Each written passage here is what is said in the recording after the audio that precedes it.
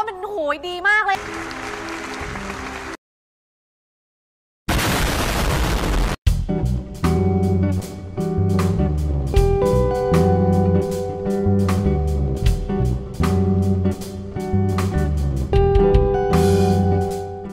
Oke coy, patepang deui atau kembali lagi dengan saya di Flash Film. Di video kali ini, saya akan melanjutkan episode yang ketiga. Tanpa banyak bicara, langsung saja ke videonya. Digaskeun atuh coy Di episode ketiga ini, dibintangi oleh Puy, Mew, dan tidak ketinggalan aktor utama kita yaitu Nano. Lanjut. Di awal video ini, kita diperlihatkan si Mew dan Puy sedang melihat foto di dinding siswa-siswi yang jenius atau berprestasi. Tetapi, si Mew dan Puy adalah orang yang tidak mempunyai bakat atau bisa disebut juga orang yang malas-malasan dan tidak mau berkarya. Di tengah percakapan mereka, datang seorang guru, yaitu guru Player. Tapi gue susah sih untuk nyebutin namanya, jadi gua ubah namanya menjadi Guru Player. Bu Player mengomeli mereka supaya bisa berkarya dan Bu Player langsung di tengah omelan itu Bu Player memanggil Nano. Bu Player pun ngomong sama si Puy dan Mew. Lihat Nano, dia baru saja masuk 2 minggu yang lalu. Dia sangat pintar dan jenius. Dia juga berprestasi di sekolah kita. Masa kamu kalah sama dia yang baru masuk 2 minggu yang lalu? Bu Player pun menyuruh Nano untuk membantu menemukan keahlian khusus mereka. Dan si Nano pun bilang, tentu saja saya akan membantu mereka. Keesokan harinya, Bu Player mengumumkan juara pertama dalam membuat novel dalam seminggu, yaitu Puy. Di sini Mew pun kesal dan iri sama Puy. Lanjut, di tempat duduk lapangan, Nano menemui Mew. Dan dia berkata, Puy tiba-tiba bisa menulis novel dalam waktu seminggu. Mau tahu rahasianya? Nah, di sini kan bisa dipahami. Nano menyuruh Mew untuk copy paste karya orang lain yang ada di Google. Si Mew pun melakukan apa yang diletakkan Nano. Dilanjut ke kelas mereka, Bu Player mengumumkan bahwa akan ada acara untuk memamerkan karya murid jeniusnya. Di situ Mew melakukan caranya dan kebetulan di kelas ada tugas menggambar. Mew pun mencetak gambar yang ada di Google, lalu memberikan kecretan cat pada gambar itu sehingga orang lain mempercayai bahwa itu adalah karyanya sendiri, padahal hasil copy paste. Keesokan harinya di kelas, murid satu persatu pun mengumpulkan tugasnya. Dan di saat giliran Mew, Bu Player pun kagum dengan karyanya Mew dan di situ Mew dapat tepuk tangan dari teman-temannya. Di situ pun Mew juara dalam karya seni Siam Art. Dia pun upload ke media sosial tentang karyanya. Di situ foto Mew pun ditempel di galeri siswa jenius. Di saat penampilan foto selesai, datang Puy. Puy pun bilang, apakah kamu masih marah kepadaku? Dan Mew pun tetap saja marah kepada Puy. Mew bilang sama Puy, aku tidak mau berteman lagi sama orang yang cuma bisa menulis novel dengan cara mencetak karya orang lain. Padahal di sini Mew sendiri yang cetak karya orang lain. Di situ Mew menyombongkan dirinya ke Puy.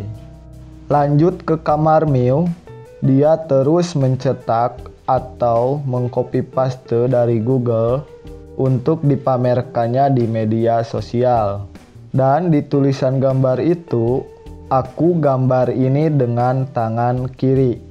Miu pun banyak dapat pujian dari orang lain karena terkagum dengan karyanya.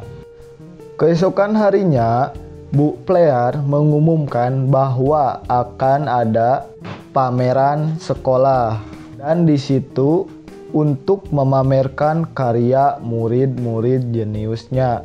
Bu Player meminta Miu untuk menampilkan karyanya di acara pameran itu dan menyuruh Miu untuk melukis di panggung. Miu pun di situ cemas karena dia tidak bisa melukis. Karyanya itu adalah hasil copy paste. Lanjut ke kamar Miu, dia mencoba latihan beberapa kali untuk melukis, tetapi dia tidak bisa karena dia tidak bisa melukis. Si Miu pun menelepon Pui bahwa dia butuh bantuan Pui. Miu pun menemui Pui karena dia butuh bantuan Pui. Ternyata Miu menyuruh Pui untuk memukulkan palu ke tangannya karena dia tidak mau tampil di panggung nanti. Tetapi Pui tidak mau membantu Miu karena mana mungkin Pui melakukannya. Pui terus dipaksa oleh Miu, tetapi Pui tetap saja tidak mau. Kemudian si Miu memukul tangannya sendiri dengan palu itu. Setelah Miu memukul tangannya, dia malah menyalahkan Pui, padahal bukan Pui yang melakukannya. Miu pun nangis minta tolong. Tidak lama datang Bu Player dan murid-murid lainnya.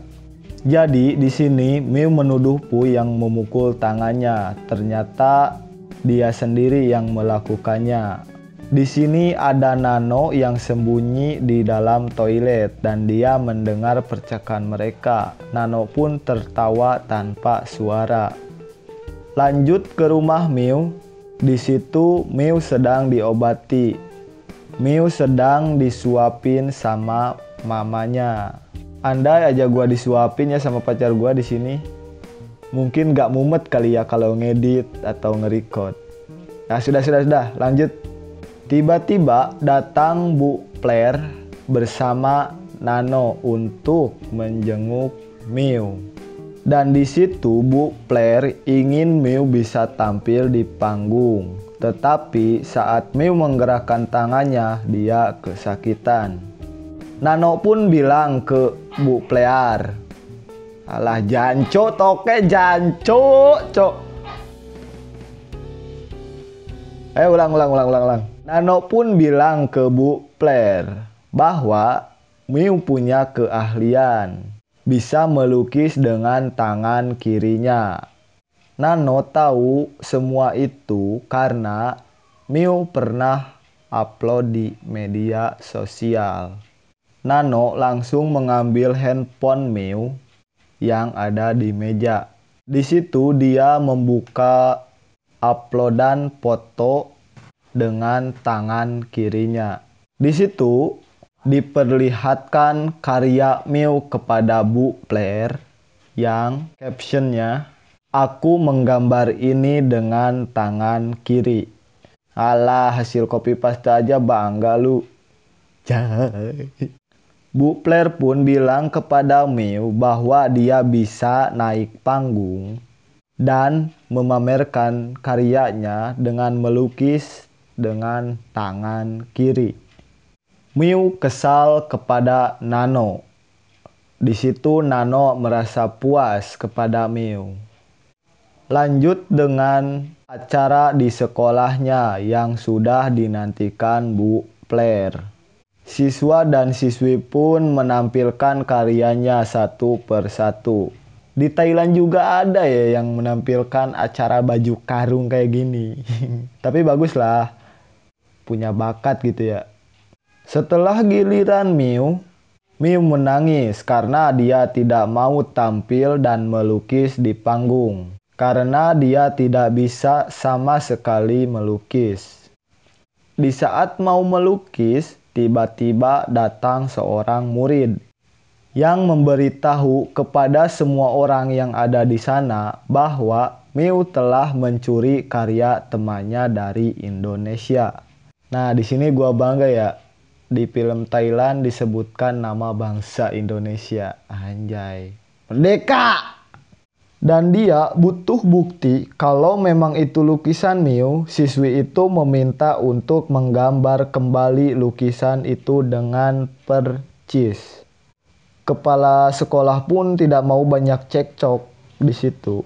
Kepala sekolah langsung meminta lukisan yang dipegang oleh siswi itu dan dia meminta agar Mew melakukannya.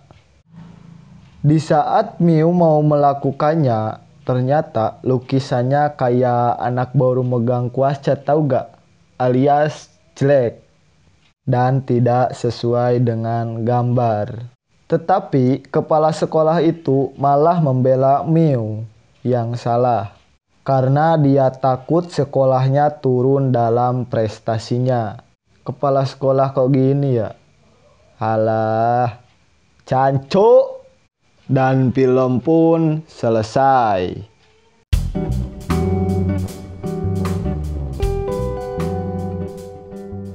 Ceritanya ya cukup sederhana dan menarik tali kutang.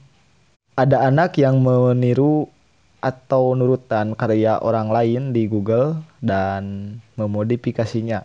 Tapi pas tampil di panggung dia gak becus alias gak benar atau gak bisa atau gak waras lah. Masih ya lah tuh. Ya karena kepala sekolahnya yang membela agar sekolahnya gak turun reputasi. Jadi gitu, ya gitulah. Sekian dari saya, pesan saya jangan bangga dengan karya orang lain, tetapi banggalah ketika kalian yang membuat karyanya sendiri. Oke, oke coy, oke, dah, dadah.